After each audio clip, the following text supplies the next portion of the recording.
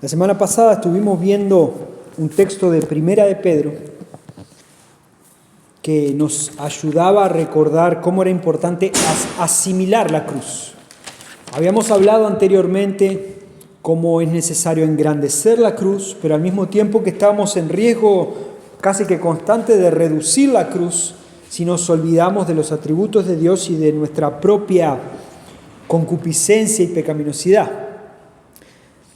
Hoy vamos a continuar con otra parte, casi que unida al mensaje de la semana pasada, pero esta vez en Segunda de Pedro. Segunda de Pedro capítulo 1, versículos del 3 al 7. La semana pasada hablamos sobre lo que Pedro estaba señalando sobre Dios y lo que Dios había hecho con el ser humano al salvar al ser humano.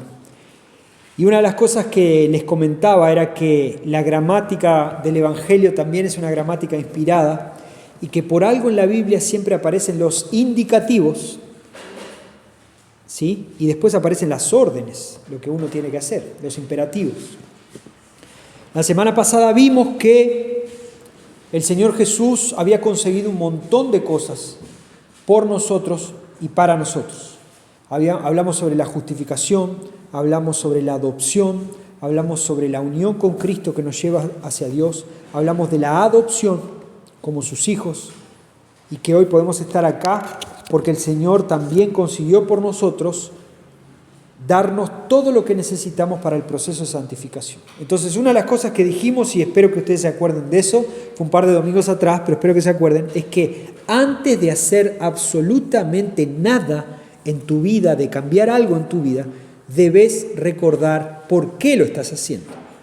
No lo estás haciendo para alcanzar salvación, sino que, por el contrario, porque sos salvo, ahora podés hacer esto. Porque Jesús te justificó, ese es el indicativo. Acordate de Pedro indicando, Jesús, allá, mirá, Jesús te salvó, Jesús te justificó, Jesús te perdonó. Entonces ahora, hacé esto. Los imperativos del Evangelio aparecen en segunda instancia. Vimos hace un par de semanas entonces los indicativos y hoy vamos a ver el fruto del Evangelio en nuestras vidas. ¿Qué debemos hacer? Entonces, ahora que somos salvos, el Señor nos salvó, el Señor entregó su vida por nosotros, ¿qué hacemos? Vamos a comenzar leyendo Segunda de Pedro, capítulo 1, versículo del 3 al 7. Dice así: pues su divino poder nos ha concedido todo cuanto concierne a la vida y a la piedad, mediante el verdadero conocimiento de aquel que nos llamó por su gloria y excelencia. Por ellas Él nos ha concedido sus preciosas y maravillosas promesas, a fin de que ustedes lleguen a ser participantes de la naturaleza divina, habiendo escapado de la corrupción que hay en el mundo por causa de los malos deseos. Por esta razón también, obrando con toda diligencia, añadan a su fe virtud, y a la virtud conocimiento, y al conocimiento dominio propio, y al dominio propio perseverancia, y a la perseverancia piedad, a la piedad fraternidad, y a la fraternidad amor. Hasta ahí vamos a leer.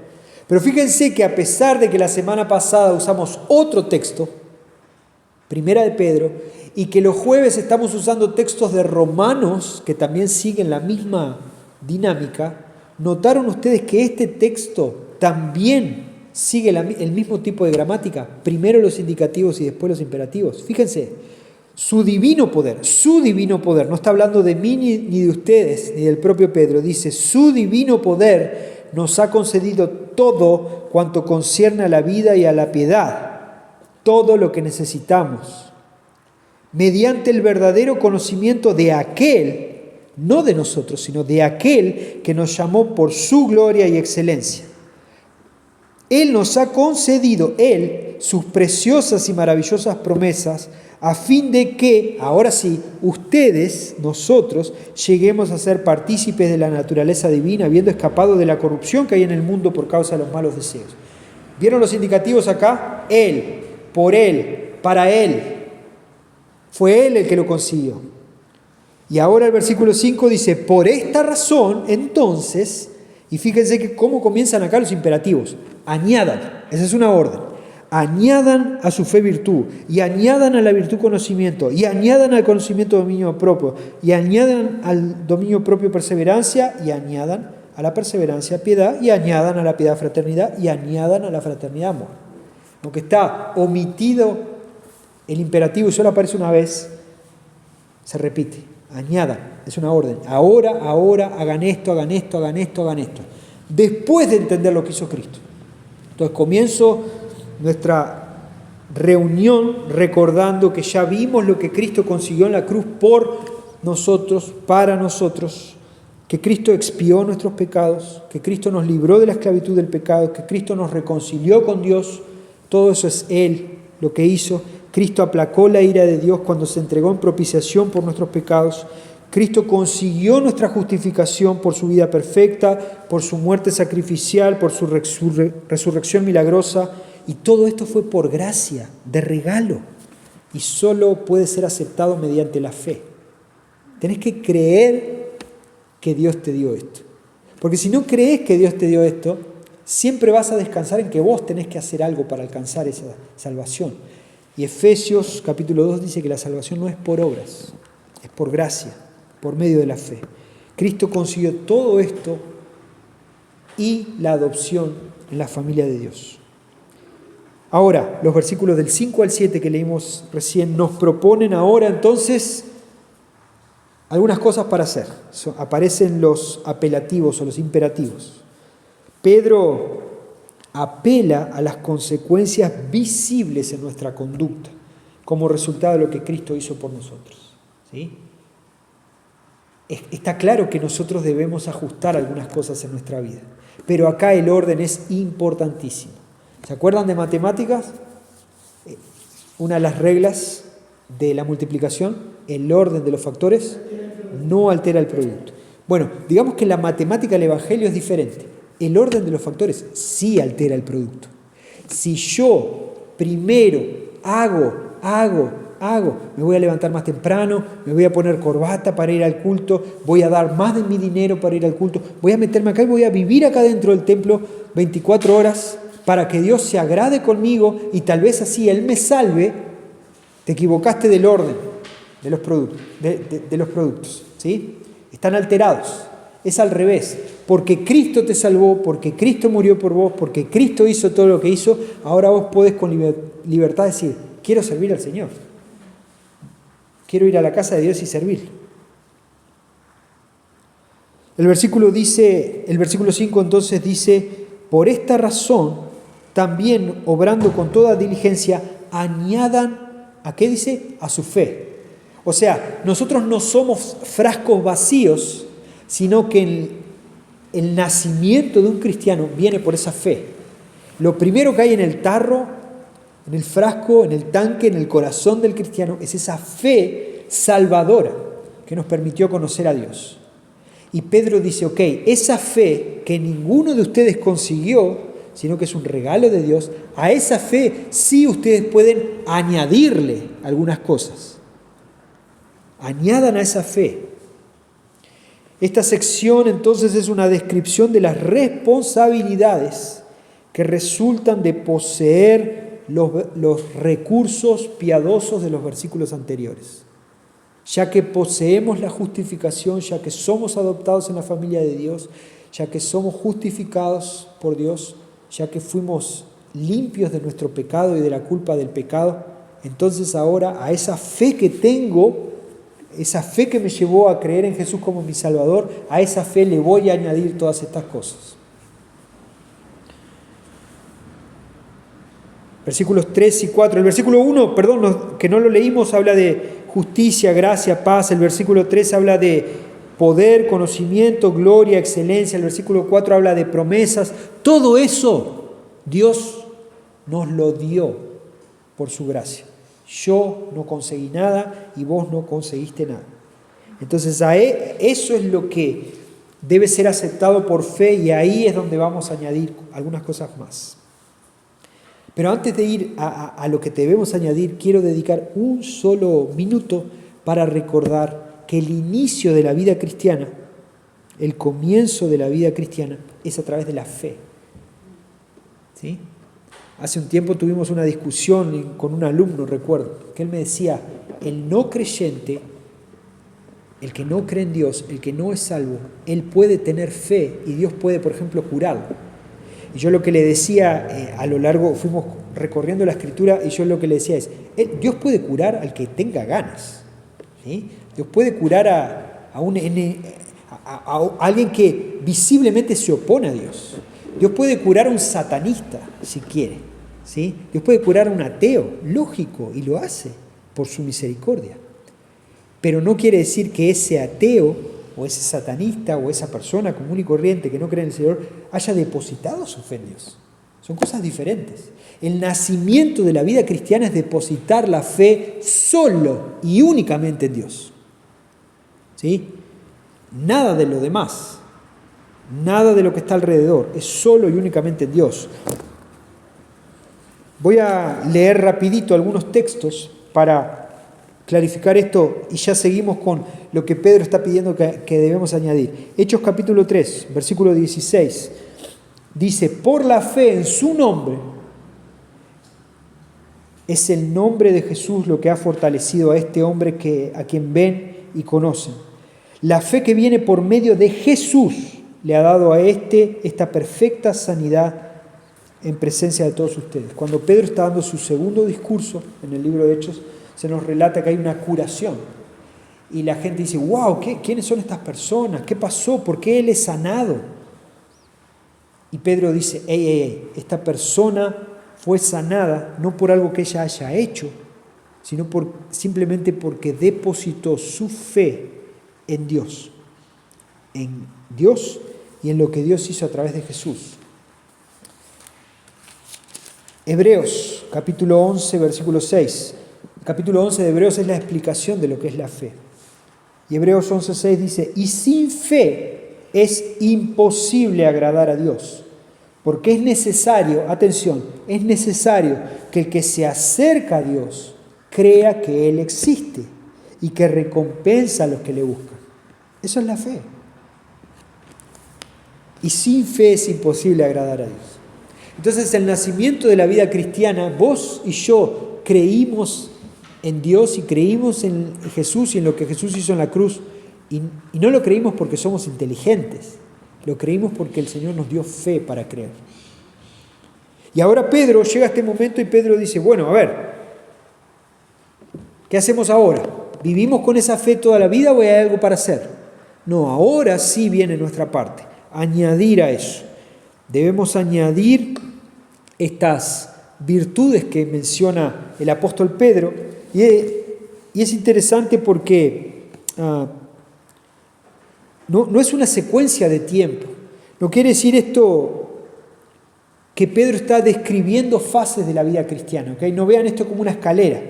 Pedro no está diciendo que primero viene la fe y después viene, cuando está un poco más de tiempo con Cristo, viene la virtud y después empezás a tener más conocimiento y después recién llega el dominio propio. No, Pedro no está diciendo que esto es una secuencia.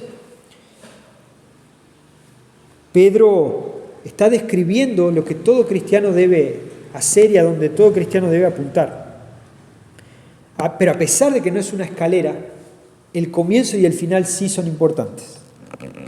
Las listas de virtudes en la iglesia primitiva que aparecen en la Biblia son diferentes. Ustedes tienen que hacer esto, ustedes tienen que hacer esto. Pero es muy interesante que frecuentemente comienzan con fe y terminan con amor. Todas son así. Por la fe que ustedes tienen, hagan esto y ámense. Lo dice Pablo, lo dice Juan. Ahora Pedro lo está diciendo. A esa fe que ustedes tienen, añadan esto y termina en amor.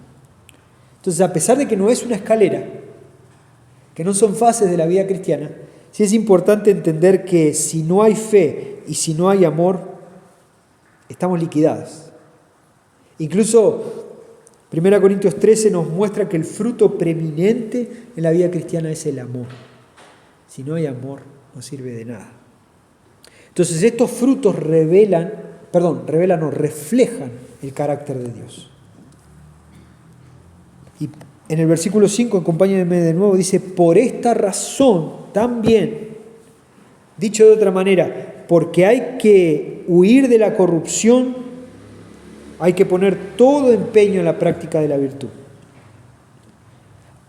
Versículo 4, al finalcito dice, habiendo escapado de la corrupción que hay en el mundo por causa de los malos deseos, por esta razón, porque ustedes escaparon de la corrupción del mundo y de los malos deseos, porque fueron salvos por el Señor, porque el Señor los rescató, los sacó de ese lugar, ahora ustedes deben hacer esto. Tenemos que poner todo el empeño posible. Entonces veamos brevemente características de esta conducta cristiana que menciona Pedro. Primero él dice la fe, ya hablamos un poquito, pero lo primero que notamos es que solo cuando compartimos cuando hacemos parte de esa nueva naturaleza, recién ahí nos es posible poner empeño, tesón, esfuerzo y vigor personal en la adquisición de las virtudes que configuran el carácter cristiano, solo después de entender que somos hijos de Dios. Por eso frecuentemente cantamos algunas canciones que nos recuerdan nuestra identidad. Por eso frecuentemente, como el domingo pasado y como el inicio de este sermón, recordamos quiénes somos. Somos hijos de Dios, salvos, justificados, adoptados y que estamos en el proceso de santificación. Porque recién ahí estamos capacitados para, bueno, ahora estoy listo. ¿Sí? Es como el calentamiento. Sin el calentamiento nos vamos a lesionar. Bueno, calentamos. Bueno, ahora sí, estoy listo para jugar. O para los que no les gusta hacer ejercicio o se sienten incómodos, es como prepararte la picada para ver algo en la televisión. Te preparas la picada y decís, estoy listo, vamos. ¿Nunca les pasó de ir al cine, comprarse pop y comérselo antes de que empiece la película? Y empieza la película y uno está ahí como diciendo, perdió la gracia. Bueno, esto es lo mismo, tenemos la fe, pero no es una fe muerta como Gabriel tantas veces predicó acá cuando predicó de Santiago. No es una fe muerta, es una fe viva que nos lleva a hacer cosas, que nos lleva a la acción. Esta fe es un acto que perdura. Nuestra casa espiritual se edifica sobre esa fe. Por eso que es tan importante y por eso que todas las listas de virtudes del Nuevo Testamento comienzan con la fe. Porque es el regalo de Dios para el ser humano y a partir de ahí construir tu casa espiritual. Pero después Pedro dice que a esa fe debemos añadirle algo, como construir un primer piso. Y dice la virtud. Y la virtud es una palabra que puede significar muchas cosas. Si buscamos en el diccionario, ni siquiera en el diccionario, yo hice un pequeño ejercicio, ni siquiera en 2 o 3 diccionarios se nos da una misma interpretación, sino tiene que ver mucho con el contexto histórico. ¿Qué es hoy la virtud? ¿Qué era la virtud para los griegos? ¿Qué era la virtud para los romanos? Bueno, ¿qué es la virtud en el texto bíblico? Es una palabra en el griego que básicamente lo que significa que todo el empeño que hemos de poner, eso es, que le añadas a la fe toda la fuerza y el empeño que tenés que ponerle para trabajar.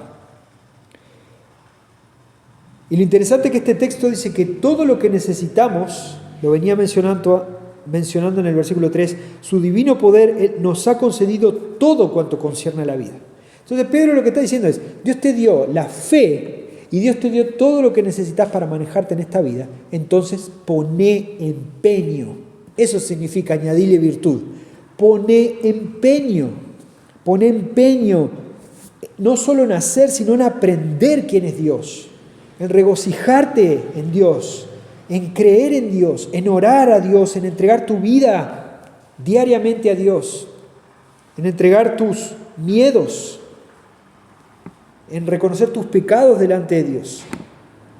Todo lo que necesitamos lo tenemos al alcance de la mano mediante la gracia que nos une con Cristo. Por eso que ahora salimos renovados a hacer lo que tenemos que hacer. Eso es ponerle virtud a la fe. Martin Lloyd-Jones, hablando sobre este texto, dice que virtud significa ese poder moral, esa energía moral, esa actividad, ese vigor del alma. ¿Nunca se sintieron así? Que estamos como desnutridos, parece, espiritualmente, un poco desmoralizados. Llegamos a la iglesia o nos reunimos con un hermano o escuchamos un mensaje o leemos un libro y parece que salimos como que nos vamos a llevar el mundo por delante. Bueno, eso es añadirle virtud a la fe. Tu fe está ahí.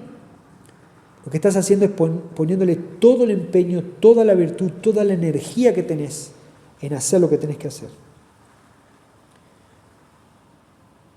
Intentando parafrasear esto, lo que Pedro está diciendo es: busquen que su fe sea una fe viva, busquen que su fe sea una fe activa, que su fe sea vigorosa, que su fe sea enérgica. Úsenla. Eso es lo que está diciendo Pedro. Y después dice en el versículo 6, a esa fe que le añadimos virtud, que la hicimos enérgica, activa, le vamos a agregar conocimiento. Ese vigor tiene que aplicarse en una mayor comprensión de la naturaleza misma que compartimos con Dios. Toda esa energía que vas a tener, tenés que direccionarla a muchas cosas, pero sobre todo a conocer más quién es Dios. ¿Sí? En mis años de ministerio me ha tocado trabajar con muchas personas, me ha tocado trabajar sobre todo con muchos jóvenes.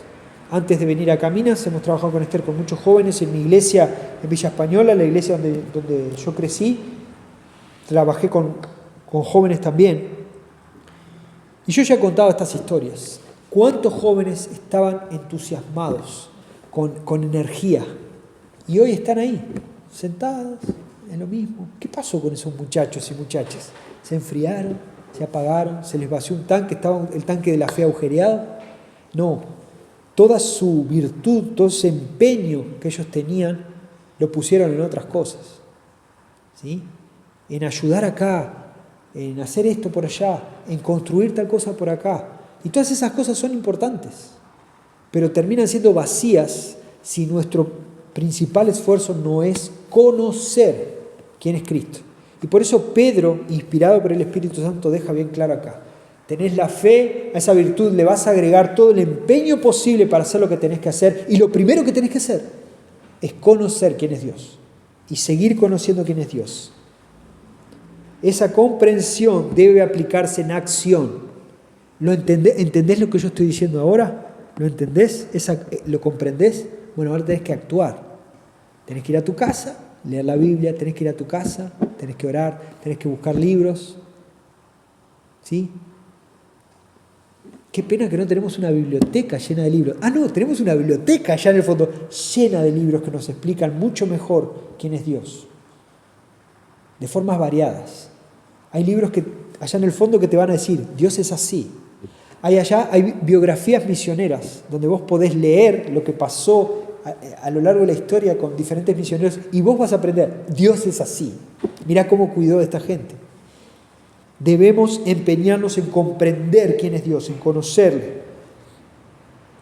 Y cuando conocemos a Dios, empezamos a conocer también el bien que debemos hacer y el mal que debemos evitar.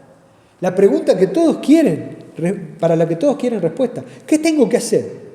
¿Qué tengo que dejar de hacer? Bueno, acá, por eso que Pedro dice: todo lo que necesitan ya lo tienen. Tienen la fe, añádanle empeño, virtud y añádanle conocimiento de Dios. Y ahí van a empezar a saber qué es lo que tienen que hacer y qué tienen que evitar. La virtud y el conocimiento son correlativos. Recuerden, esto no es una escalera. Primero viene la virtud, después viene el conocimiento. Son correlativos. Parece que la virtud da las directrices, dice: vamos a estudiar. Y el conocimiento ejecuta eso y dice: ok, vamos, estoy aprendiendo más quién es Dios. Entonces tenemos la fe, le añadimos virtud, le añadimos conocimiento y dice que ahora le añadimos ¿qué? Dominio propio. Parte del fruto del Espíritu. Y esto es bien interesante, porque esta es una de las cosas que el Espíritu produce en nosotros, pero Pedro también nos está diciendo que nosotros vayamos añadiendo a eso. ¿Sí? Es una paradoja bíblica que no vamos a terminar de entender hasta que estemos con el Señor, pero Dios nos dice: yo te doy dominio propio a través del Espíritu, pero vos también ponés de tu parte. Es como un juego doble. Para aquellos que no están entendiendo dónde está el dominio propio en el fruto del Espíritu, aquel cartelito que tenemos en el fondo que nos recuerda el fruto del Espíritu, es lo que el Espíritu Santo produce en la vida del creyente, es el último ejemplo de abajo que dice templanza. Templanza y dominio propio son lo mismo. La templanza es el término que aparece en el griego, que es lo que se hace con el material, el metal cuando va al fuego. Uno dice, ya está el metal, listo, ¿por qué ponerlo al fuego? Se pone al fuego y queda firme, sólido. Entonces la templanza en el cristiano es el Espíritu Santo, a medida que pasamos por aflicciones, por dolor, por pérdida, por cosas que no sabemos explicar muchas veces, el Señor va templando nuestro carácter y nos va haciendo más firmes. ¿Y eso resulta en qué? Dominio propio. Podemos dominar nuestras locuras, nuestros deseos malos, nuestras emociones mal direccionadas.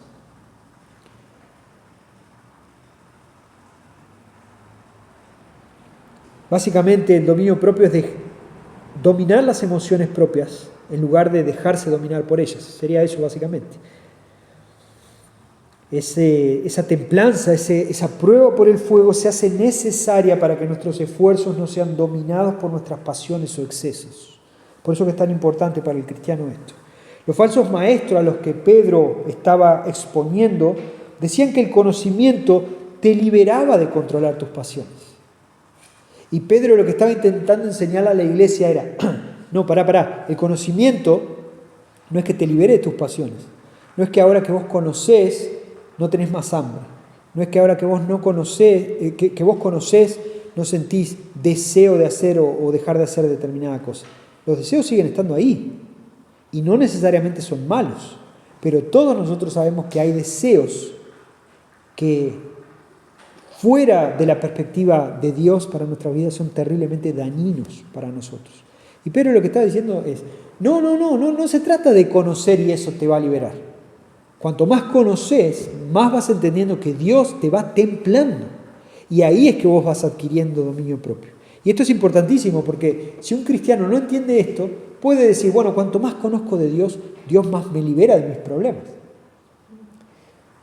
Y llegar a extremos, va a parecer mentira lo que estoy diciendo, pero son extremos reales de personas que son capaces de decir, cuanto más conozco de Dios, la protección de Dios se hace más grande, que yo puedo cruzar una autopista y no me va a pasar nada. Yo no soy el rey, pero yo soy hijo del rey. Esa ya la he escuchado un montón de veces. Y yo muchas veces me siento tentado a decirle, cruzá, a ver, probá tu punto. Pero lo interesante es que nadie se anima. Porque no es bíblico eso. Lo que Pedro está diciendo es, no, cuanto más conocés de Dios, como hemos visto estos domingos, más también reconoces tus limitaciones, tu pecaminosidad, y más engrandeces la cruz de Cristo y le das gracias por todo lo que consiguió. Entonces, delante de un problema, de una aflicción, ya lo vemos de manera diferente. ¿Sí? Esta mañana oramos por nuestros hermanos, pero específicamente oramos por nuestros hermanos en Chile, esta iglesia del pastor David, por lo que pasó ayer y antes de ayer, y hoy ellos están ahí adorando a Dios en el medio de una aflicción, en el medio de la aflicción. Hoy tantas personas, no sé, en países del Medio Oriente, están adorando a Dios a esta hora, o ya lo hicieron esta mañana, en el medio de tantas aflicciones. El resultado de esa aflicción, cuando es direccionada a través del conocimiento de Dios, resulta en dominio propio. Eso es lo que está diciendo Pedro. ¿Okay? Te libera de controlar, de que las emociones controlen tu propia vida. Y Pedro, llegando al quinto punto, Pedro dice que a ese dominio propio también le vayamos añadiendo la perseverancia. Perseverancia. La persona que ejerce dominio propio obviamente no va a sucumbir al desaliento, no va a bajarse del barco en el medio de la tentación, no se va a sentir a su vez tentado de abandonar. Entonces la perseverancia también es algo que va creciendo en nuestras vidas a medida que conocemos a Dios. En la última canción que cantamos antes del mensaje leíamos Juan capítulo 10. Estas son mis ovejas, nadie las arrebatará de mi mano. La perseverancia en la mano de Cristo es algo que Él garantiza, ¿sí? Es algo de Él. Vamos a perseverar porque el Señor nos guarda. No es algo nuestro. Pero también, como pasó con el dominio propio, Pedro dice, pero en lo que respecta a vos, sé perseverante. Nada te va a sacar de la mano de Dios, pero sé perseverante. Ese dominio propio te tiene que llevar a no sucumbir ante el desaliento. El desaliento también es una emoción que nos lastima. No te tiene que llevar a abandonar la fe, a apostatar de la fe y decir, ¿sabes qué? Esto no sirve para nada. Yo esperaba que Dios me diera un auto, un apartamento y una vida feliz llena de salud. No te tiene que llevar así. La perseverancia, dicho de otra manera, es la paciencia en la espera a pesar de las dificultades. Eso es la perseverancia. Ser paciente, y uno puede ser paciente en cualquier momento, pero es ser paciente específicamente cuando estamos esperando la respuesta de Dios y cuando en esa espera está lleno de dificultades. Eso es perseverar. Y Pedro dice que nosotros debemos añadirle a esa fe inicial, debemos añadirle el esfuerzo, el vigor, el tesón de perseverar, de ser pacientes mientras esperamos.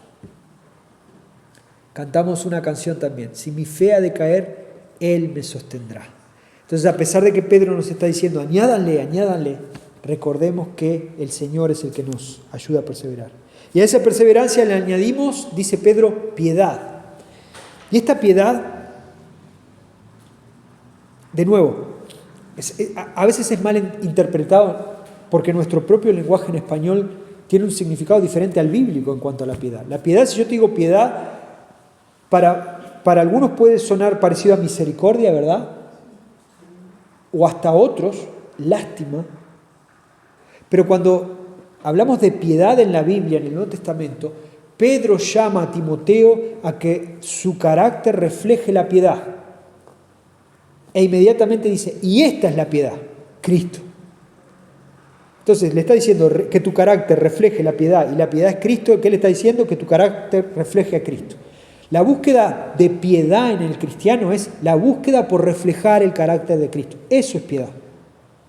No omite lo otro, no omite que seas misericordioso con las personas, que ayudes al necesitado. No estamos omitiendo eso, pero simplemente debemos recordar. En el griego bíblico, Eusebeia, ¿sí? De ahí viene el nombre Eusebio, Eusebia. Eusebia ya no se ve tanto, pero Eusebio, hay algunos por ahí. Esa es piedad en el griego. Es el bien reverenciar a Dios. Es la devoción profunda para con Dios. Y eso es la búsqueda por el seguir el carácter de Cristo.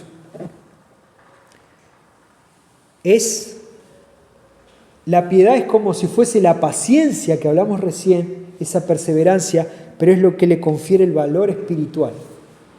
O sea, déjenme explicar esto. Paciencia, vos podés tener paciencia con cualquier cosa, ¿verdad? Vos podés ir a la fila del supermercado. Mi abuelo, él tenía una de las cosas que más le quitaban la paciencia era sacar un número en la fiambrería del supermercado. Miren que yo vi a mi abuelo pasar horas haciendo cosas, esperando en la fila del banco. No perdía la paciencia con esas cosas, pero en la fiambrería perdía la paciencia. ¿Sí? Entonces, cualquiera de nosotros puede buscar tener paciencia. Esta semana, para los que somos padres, es una semana para cultivar la paciencia. Empiezan las clases, reuniones de maestros, que vamos para arriba, que la túnica, que se me rompió acá, que la lista de materiales. Ay, haya paciencia para el inicio de clases.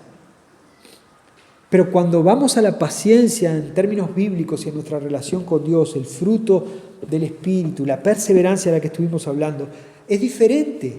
Hay algo que le reviste de carácter espiritual y esa es la piedad. Yo quiero ser paciente, pero no paciente para esperar el fiambre solamente. Yo quiero ser paciente porque Cristo fue paciente. ¿Ven dónde está la diferencia? Soy paciente buscando la piedad, buscando reflejar el carácter de Cristo. Y por eso que Pedro dice, ustedes busquen hacer todo lo que tienen que hacer, pero para reflejar el carácter de Cristo. Y por último, Pedro dice, a esa piedad añádanle fraternidad y a la fraternidad amor. ¿Sí? Y nos suena como diciendo, bueno, fraternidad, amor, parecen similares. Esta es la clásica diferencia de palabras en el original que son diferentes a las nuestras en español. En el griego hay mínimo 3 palabras, aunque hay algunas otras, que reflejan el amor. Cuando hablamos de eros en el griego, está hablando del amor de pareja. Cuando hablamos de filos, estamos hablando del amor entre hermanos, por ejemplo. ¿Sí? Y cuando hablamos de ágape, hablamos del amor de Dios hacia nosotros y de nosotros hacia nuestros hermanos. Entonces acá hay 2 palabras que en español serían amor y amor. ¿Sí? Filadelfia, donde viene filos, Filadelfia, es la palabra amor fraternal.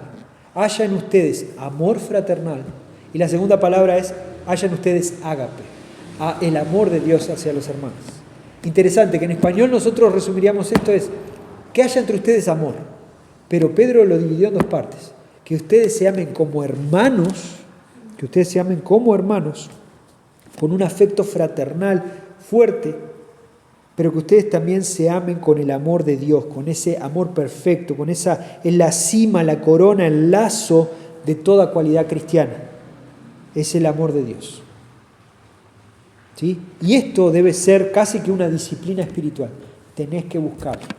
Entonces, por todo eso que Cristo hizo por nosotros, ahora nosotros debemos hacer todo esto. Y culmina todo con una invitación que yo te hago a que hagas todo esto. Especialmente lo que dice al final: amá a tus hermanos fraternalmente. Yo te invito a que esta semana busques formas, tiempos, para demostrar tu amor hacia tu hermano. El amor fraternal, el amor de Dios hacia él. ¿Sí? Y para concluir, quiero terminar leyendo lo que dice Pedro después. Fíjense, versículo 8. Pues, o sea, entonces, cuando ustedes añadan todas estas cosas, pues estas virtudes, al estar en ustedes y al abundar, no los dejarán ociosos ni estériles en el verdadero conocimiento de nuestro Señor Jesucristo.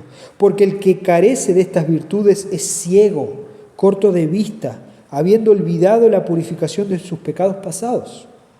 Así que, hermanos, sean cada vez más diligentes para hacer firme su llamado y elección de parte de Dios, porque mientras hacen estas cosas, nunca caerán. Pues de esta manera les será concedida ampliamente la entrada al reino eterno de nuestro Señor y Salvador Jesucristo. Estas virtudes, cuando abundan en nosotros, traen 2 consecuencias. La primera, versículo 8 y 9, no nos dejarán ociosos ni estériles, porque en el conocimiento de Cristo, porque si carecemos de esto, nos olvidamos de la purificación de nuestros pecados. Muy bueno lo que dijo Pedro, excelente, me encanta esta parte del pasaje. Pedro está diciendo, ¿viste todos esos que se olvidaron de lo que Cristo hizo? ¿Sabes por qué se olvidaron de lo que Cristo hizo? Porque estaban sentados esperando que Dios les tirase virtud, que Dios les tirase perseverancia, que Dios les tirase paciencia, que Dios les tirase ese afecto fraternal desde el cielo para que ellos repartan por acá. No tuvieron el empeño en buscar lo que tenían que hacer. Se convirtieron en ociosos y se convirtieron en estériles. ¿Específicamente en qué? En el conocimiento de Jesucristo. ¿Y qué pasó con ellos? Se olvidaron del perdón de sus pecados. Se olvidaron de los indicativos. Y nuestras iglesias están llenas de personas que no se acuerdan, no saben, no entienden lo que Cristo hizo por nosotros. No seas una de esas personas. ¿Y cómo evitas eso? Haciendo lo que Pedro te pidió que hagas. Si hacemos esto, si abundan estas virtudes, dice Pedro, no vamos a estar ociosos. Pero además la otra consecuencia, versículos 10 y 11, sean cada vez más diligentes para hacer firme su llamado y elección de parte de Dios. Porque mientras hacen estas cosas, nunca caerán. Ahí está la solución. ¿Qué hago para no caer? ¿Qué hago para no irme para tal lado? ¿Qué hago para no hacer esto? ¿Qué hago para... Tengo miedo de abandonar mi fe, tengo miedo de... ¡Hey! Acá está la solución. Métete de cabeza, tiempo, ponele empeño, virtud a la fe y agregale todo lo que Pedro dijo y no vas a caer. De esta manera nos será concedida la entrada al reino de nuestro Señor Jesucristo. Oremos.